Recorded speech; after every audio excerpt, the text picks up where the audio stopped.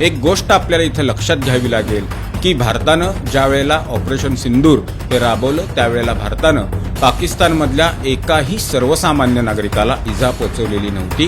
पाकिस्तानच्या लष्करी आस्थापनांवर हल्ला केलेला नव्हता. भारतानं जे 24 मिसाईल्स 9 ठिकाणी सोडले, ही सगळी 9 ठिकाणं ही आतंकवाद्यांची होती. तिथं आतंकवादी कारवाया घडत होत्या.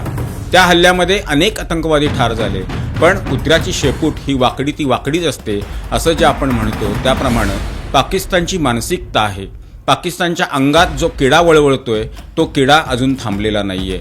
कारण इतकी सौजन्यता भारताकडून दाखवण्यात आल्यानंतर सुद्धा पाकिस्ताननं जी 15 शहरं टार्गेट केली त्या ठिकाणी नुकसान कोणाला होणार होतं तर भारताच्या लष्करी आस्थापनांना आणि नागरी ठिकाणांना. भारतातले सर्वसामान्य जीव या हल्ल्यामध्ये गेले असते आणि भारतातल्या लष्कराला सुद्धा धोका पोचला असता. मात्र ही सर्व मिसाईल्स हवेत निष्प्रभ करण्याचा मोठा पराक्रम हा भारतीय सेनेनं केलेला आहे.